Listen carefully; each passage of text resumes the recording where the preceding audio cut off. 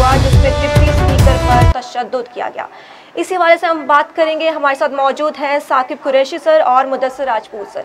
जी sir, आप क्या कहना चाहेंगे सिचुएशन पर? जी बहुत शुक्रिया इरम। जैसे आपने कहा कि कौमी असम्बली का इस वक्त इजलास वफाकी दारुल हुकूमत में जारी है और दूसरी जानिब पंजाब असम्बली में भी इजलास जारी है जहां वोटिंग होनी है वज़ीर आला पंजाब के लिए। अब बड़ी सूरत हाल इस वक्त गंभीर हुई है। जैसा वफाक में हमने देखा कि जब राजा परवेज़ अशरफ ने, जो कि साबिक वज़ीर आज़म रहे, उन्होंने बतौर स्पीकर आज हल्फ उठाया तो स्पीकर जो इजलास था पार्लिमान का, उसमें एक जरदारी सब पर भारी के नारे लगाए गए, ऐवान में नारेबाजी की गई है और जिस तरह कोई कागजात नामजदगी राजा साहब के अलावा किसी ने जमा भी नहीं करवाई थी, यकीनी तौर पर उनका मुंतखब होना बनता भी था। लेकिन जो सियासी सूरत हाल नज़र आ रही है वो अब तसादुम की तरफ जा रहे हैं, जिसका एक अक्सर हमने देखा कि पंजाब असम्बली में नजर आया कि जहां डिप्टी स्पीकर के ऊपर तशद्दुद किया गया दोस्त मज़ाही साहब के ऊपर। और बुनियादी वजह यही है कि इमरान खान का जो नैरेटिव है कि इंपोर्टेड हुकूमत नामंजूर और जिस तरह के मुनरिफ अराकीन ने बिकने का सिलसिला शुरू किया हुआ। लाहौर में भी हमने देखा कि होटल में खरीदो फरोख्त होती रही, ठीक इसी तरह जैसे सिंध हाउस में इस्लामाबाद में हो रही थी। वफाक में तो हुकूमत चले तब्दील हो गई, बड़े फाम और तफहीम के साथ हल हो गई। आखिरी सेकंड्स में जाके इमरान खान ने हुकूमत जो है वो हैंड ओवर की है और अगले दिन इस्तीफे दिए हैं, लेकिन मामलात हो गए। लेकिन पंजाब में तो तशद्दुद के वाक़यात नज़र आ रहे हैं।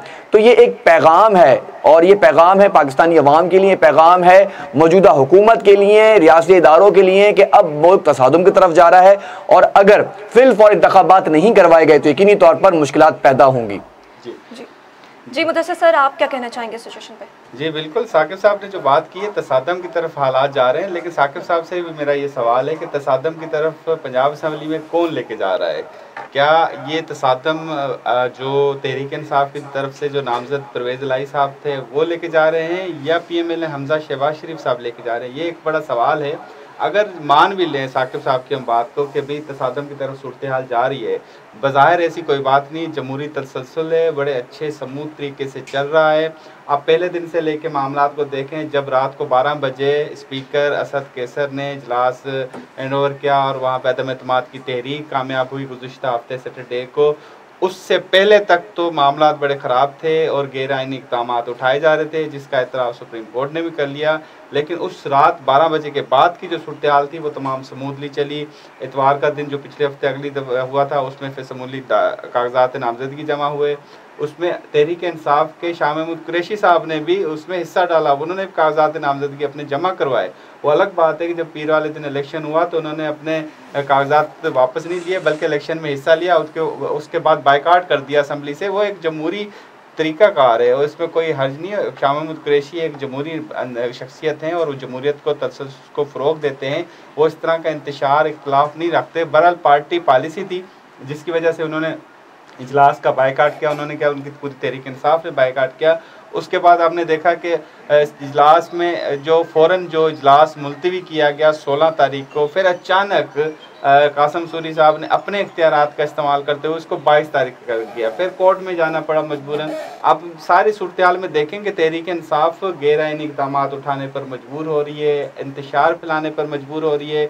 वो चाह रही है कि कोई ऐसा ट्रैक पे कोई चल जाए जिससे मामलात ख़राब हो जाएं और वो अपने आप को ज़रा स्ट्रेट फॉरवर्ड करें। लेकिन आर्मी इनकी जानिब से भी स्टेटमेंट वाजे आ गई, उन्होंने भी एक तरह की जो मेरे ख्याल में तो तहरीक इंसाफ को एक तरह की शट अप कॉल दी है। मैं अपनी ज़ाती राय कहता हूँ, मैं नहीं कहता हूँ कि उन्होंने दी है नहीं दी, पर मेरा ख्याल है क्योंकि उन्होंने कहा कि आप जो नैरेटिव बयान करें वो बिल्कुल गलत बयान करें। नहीं, ऐसा नहीं है। मैं थोड़ा सा आपको यहाँ पे इंटरप्ट करूँगा क्योंकि जो नैरेटिव की आपकी बात कर रहे हैं, दो बातें इस वक्त बड़ी इंपॉर्टेंट हैं। अभी हम बात कर रहे थे पंजाब असम्बली के पुरतशद्दुद वाक़यात की और आपने सारा इल्ज़ाम आयद किया है पाकिस्तान तहरीक इंसाफ के ऊपर या परवेज़ इलाही के ऊपर, हमजा शहबाज की आपने बात की है। देखें बात आप जो कह रहे हैं बिल्कुल ठीक हो सकता है, बिल्कुल आप कह रहे हैं ठीक हो सकता है, लेकिन इसमें जो सबसे इंपॉर्टेंट बात है मुदस्सिर साहब, ये आप बतौर सहाफ़ी आपको भी पता और आप कानून को भी समझते हैं, हमारी यहाँ अदालतों का किरदार क्या रह गया है। परवेज़ इलाही ने बड़ा सॉलिड क्वेश्चन किया है कि भाई अदालतें सर मैं अपोजिशन के खिलाफ होता तो अदालतें अच्छी थी।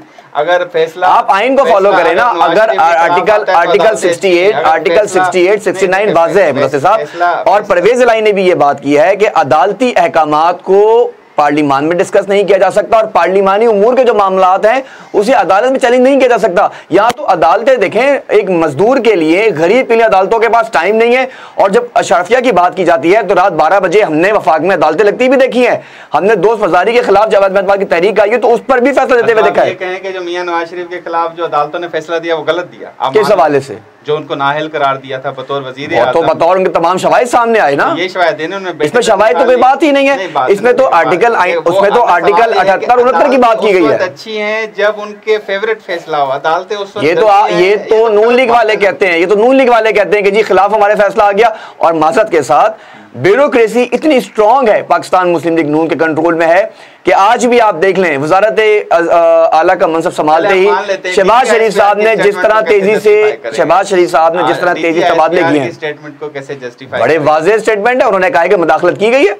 नहीं, उन्होंने ये भी कहा है कि ये गैर जो क्या कहते हैं सफारती जुबान है, गैर सफारती जुबान से क्या मुराद है कि ये कोई उसका हिस्सा नहीं है। तो कौमी सलामती का इजलास जब हुआ था उसमें ही सलामिया में ये बात की गई है कि जो जबान इस्तेमाल की गई है, नहीं ये देखें इसको खबर को गलत नहीं देखें, कॉन्स्पिरेंसी और इंटरवीन ये दोनों एक ही हिस्सा है।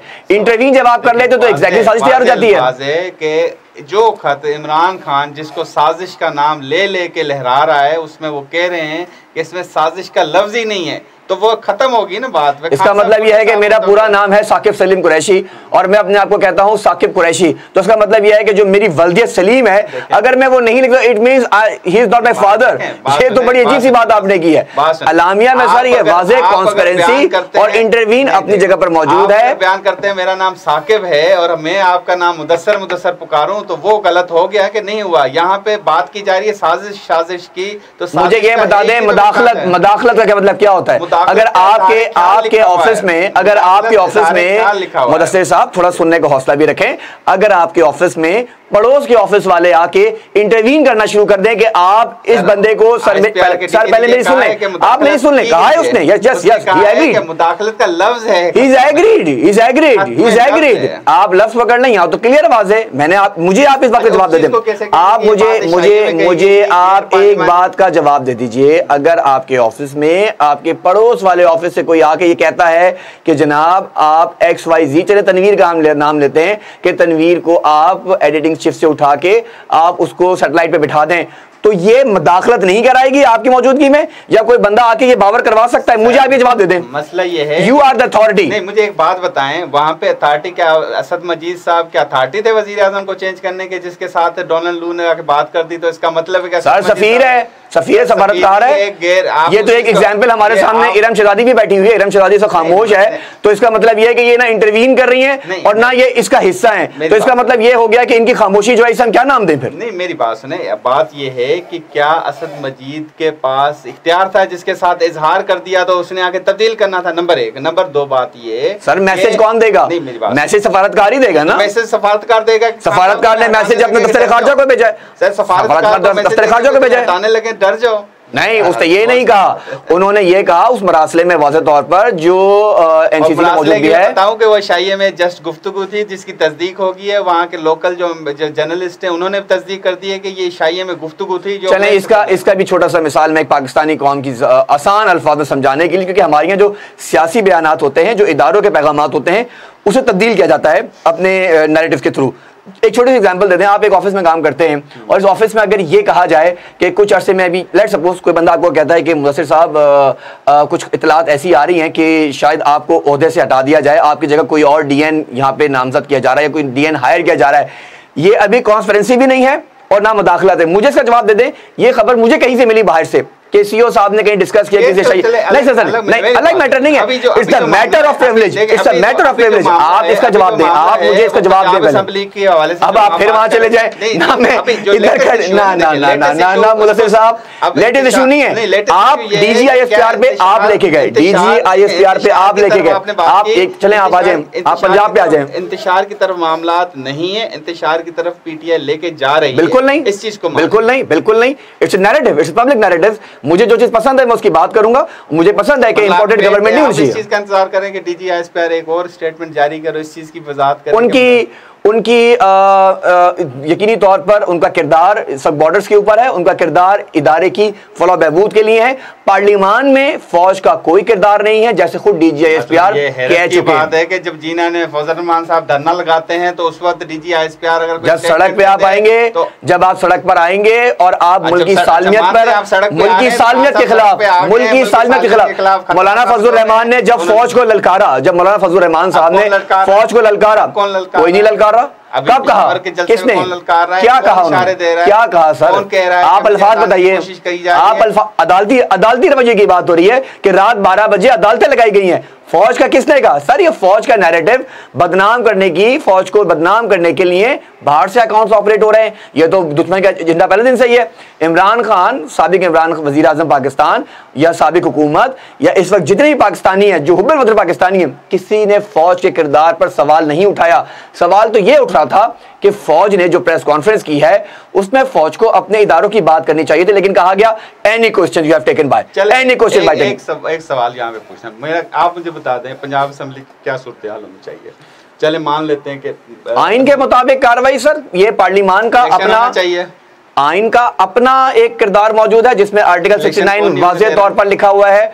सर ये आर्टिकल 69 में लिखा हुआ है कि जब असेंबली का इजलास तलब किया जाएगा कानून के मुताबिक, उस वक्त अदम एतमाद की जो तहरीक है या जो वोटिंग होनी है वो वक्त पे मुकर्रर होगी। और यही बात लेकर अदालत में गए, लेकिन अदालत ने एक बार फिर आपको हमें हवाला सुप्रीम कोर्ट का, कौन रुकावट है? कोई रुकावट नहीं है, कोई रुकावट नहीं है। मुनर्रिफ अराकीन के खिलाफ एहतजाज है। सर एहतजाज जमहूरी हक है ना पार्लिमान में, जमहूरी हक है। मुनर्रिफ अराकीन के खिलाफ किया गया तो देखिए उनके खिलाफ प्रोटेस्ट तो बनता है। नहीं प्रोटेस्ट आप दोस्त मजारी कौन था? दोस्त मजारी कौन था? मुझे दोस्त मजारी तो फिर तो दोस्त मजारी जब दोस्त मजारी ने बतौर मुनहरिफ अराकीन वहां पे सीट पे बैठे, जो कि इस्तीफा दे, पहले वोट दिए सर, पहले इस्तीफा दे, उसका काम नहीं है ना ना ना ना। आप देखें ना, आप इस पे आर्टिकल सर आर्टिकल 63A का केस अभी इसकी तशरीह सुप्रीम कोर्ट में मौजूद है। अनटिल अनलेस तशरीह भी दी नहीं गई है, कोई तशरीह फ्लोर क्रॉसिंग तो आपके भाई लागू होगा। तो फिर आप मुझे बताएं,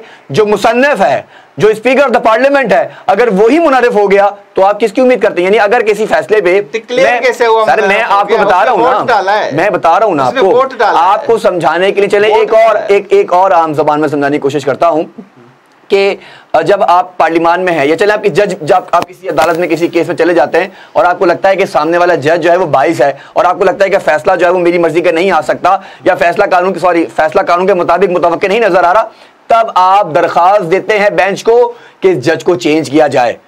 ये एतराज लगा कि आप चेंज करते हैं।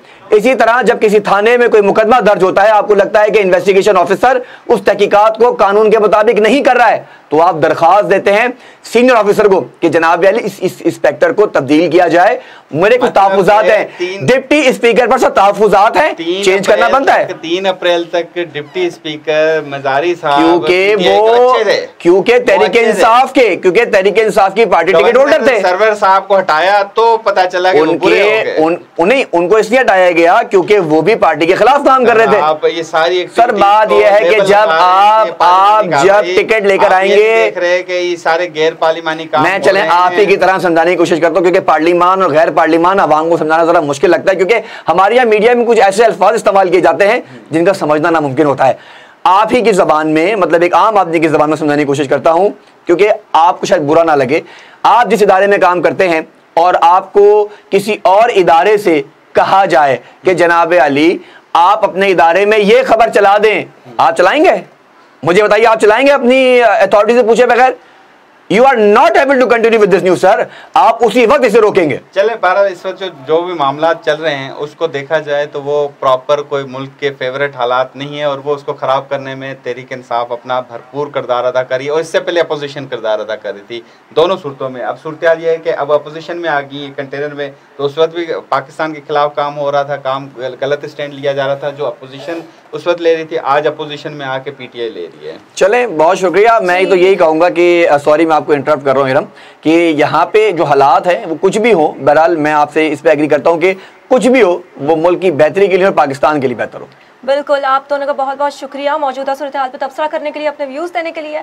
और A1 TV से फिल वक्त इतना ही।